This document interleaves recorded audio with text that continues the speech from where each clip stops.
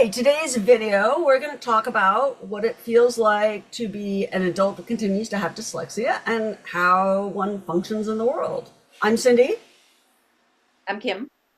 And I'm Tiffany. Okay, and so how do we get to this conversation today? Kim? Well, we were just talking about what is our purpose in how can we inform and empower parents to understand the situation of what's going on out there and the best ways to help your kid and to Right, and recognize. I never got the intervention that I should have gotten early on, right? So, Tiffany, we did an activity where I asked you to read Yes. something, and what was, Yes. do you want to explain what that looked like? It was pretty difficult for me when all the words were kind of jumbled up, and I ended up using familiar words to kind of get by. But even then, it was very difficult to a certain extent after I kind of felt a little bit of a burnout. So that was my experience through that.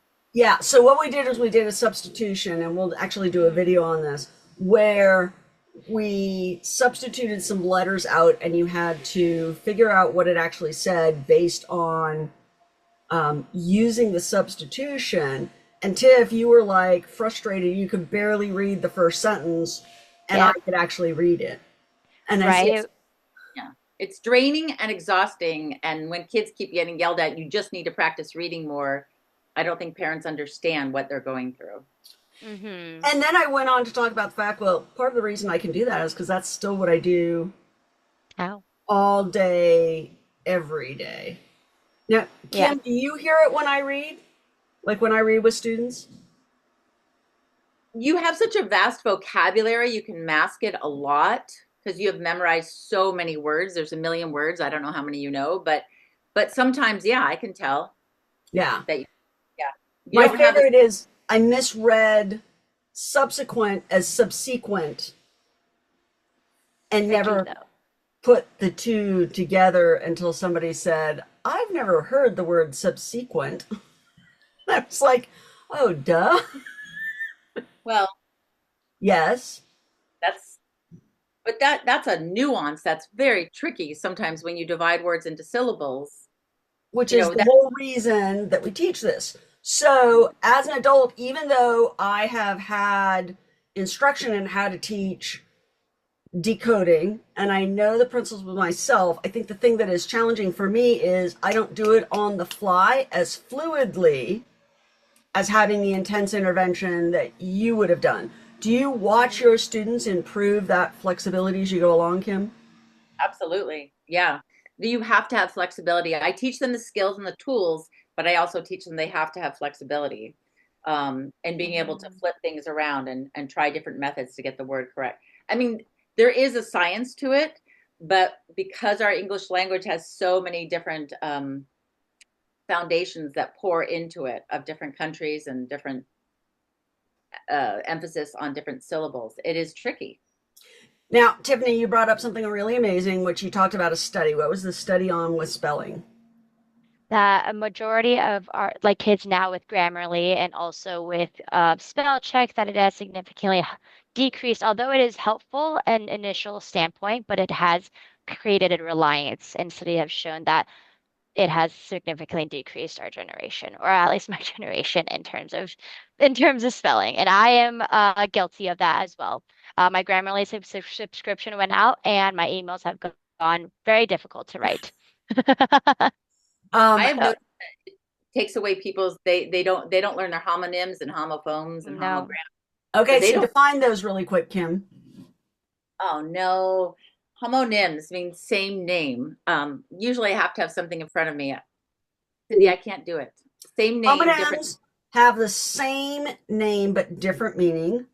Mm, Homophones have the same sound no. but different meanings and different spellings. So the Mm, there, and there. Right. Like, I own that, it's over there, or they are doing something, right? And then what was, The anyway, other ones tricky. Homograms, like some have base, same exact spelling but totally different meaning. I mean, yeah. it's tricky. So there are a whole bunch of words out there like that that make it really difficult. And that to me, the reading piece I can work past very fluidly. The part hmm that really gets in my way is the spelling piece. Well, and I noticed Right. that kids, when they go and they look at their Grammarly edit, they don't recognize that they're using the wrong there, or they don't recognize, or they're the wrong word. They Right. just don't, and they it's like a crutch, but they don't have that deep intellectual academic ability to say, wait a second, that's the wrong word. So we don't teach the underpinnings of this is why that is the incorrect version of that to use in this Mhm. place. So they don't recognize and then can't correct the error. I can't. Yeah. Yeah. So that is another challenge in it. So I will also point out, though, that studies of adults show that if you take an adult dyslexic and you put them Mhm. in, technically it's like a PET scan. So if we light up their brain as they read, Right. uh, and we take them out and we do 6 to 8 weeks of deep intervention using the tenets of structured literacy, using the science of reading, that and we put them back in and have them read, within 2 months we change brain wiring. Yep. The Wow. brain. This has been proven over and over again. i, Mhm. I always like cringe when you say the word prove. Well, Scientific studies support. yes. Okay. I've seen the studies.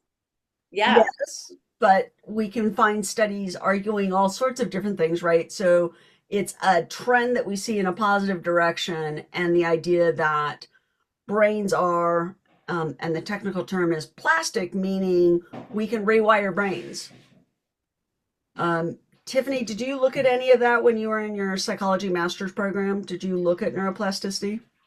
A little bit, but not in super depth. Definitely in undergrad, I did a little bit of that in my science classes as well. Yeah. Hmm. So they take adults with traumatic brain injury from like landmines or stroke or car Hmm. wreck or Yep. whatever, and what was believed to be unchangeable in terms of we can't access to be able to do that motorically Hmm. anymore, we're showing signs over and over again that we can actually do something to continue to keep ability and retain ability if we do the Hmm. right intervention.